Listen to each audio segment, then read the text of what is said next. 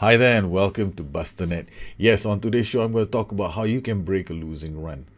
We all get into a situation where we will find ourselves faced with one eventually in the game. You could start a season off fantastically well, thinking your tactic is unbeatable. You've gone on a winning streak, or you unbeaten for like 15 to 20 games. It happens to everyone, happens to me.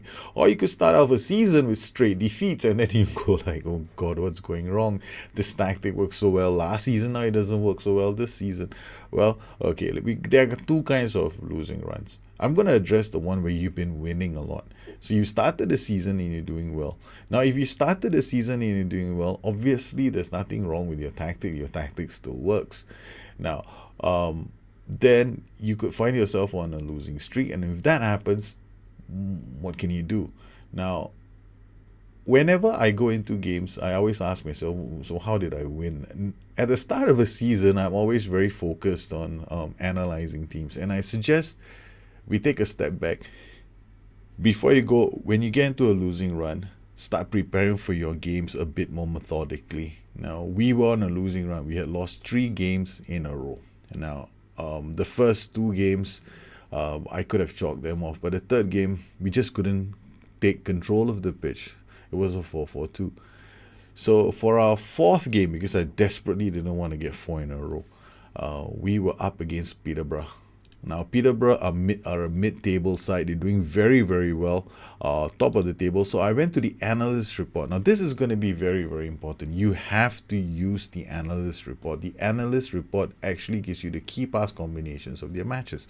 So I went into the analyst report to study the team. And I discovered certain things about the analyst report. When you hover over the key pass combinations, you'll notice they now have a new feature where we can actually isolate players in the game. Now, with this information, can be quite daunting because Chris Solly, Marty Dunn, Andy Cannon, you're gonna like go, okay, so who do I look out for? The easiest way I look at things is to find a common denominator. Now, a common denominator works, but the best way, apart from finding a common denominator, is to see connections. Now, here we can see that when you look at a list like this, you might think Ben Jenkins is very important, maybe Andy Cannon, but it doesn't look like any one player is very important here, does it? Okay, so what do I do then is I actually draw links between all of them. And after I draw links, I notice that, okay, some of them are doing it on the flanks, but there's one link here in the middle that is extremely important. This is the link between Andy Cannon, Matty Cash, and Olufela Olomola. I hope I got that name right. So for this game, it's very clear to me that the player that I want to be focusing on is Andy Cannon. Why? Because he's the guy, obviously he's the guy in the middle. So if you take the guy in the middle out of the equation, it's going to affect the link between the 3 of them and potentially could break the midfield pairing as well. So when I go into the game, my strategy is very simple.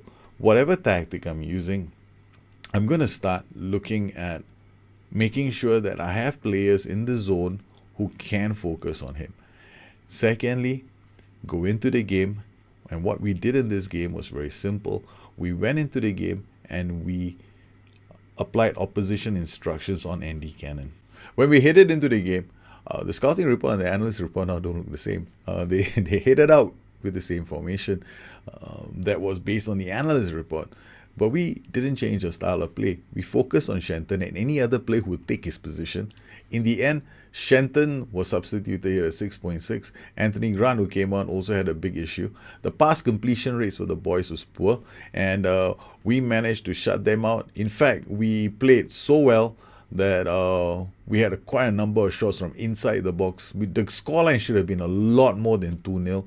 But it was a solid performance for us to snap our losing streak. So what happens if the analyst report shows them losing? Then the information isn't very useful, is it? So just go to the schedule, the club schedule, pick a match and check out the key pass combination from any number of matches that they participated in where they won, and you get the same information. So the next time you're faced with a situation where you need to go into a game, you've been winning all this time and your tactic has been working, don't change your tactic first. Approach the game. Think about all the tools that are in the game. The scouting reports, the analyst reports, key pass combinations. opposition instructions and coming up with a strategy for you to shut out and break that key pass combination that is giving the opposition control of midfield. Because ultimately, if you can starve their tactic at source, then you will stand a better chance of snapping your losing run. I hope you enjoyed today's short little guide on how you can snap your losing run, and I hope you found it useful. Then if you have any questions, please look me up on Twitter at Bustthenet or addicted2fm.com, my website. Once again, I'd like to thank all my patrons for their continued support of the channel. You guys take care, have fun, and I'll see you again soon. Bye-bye.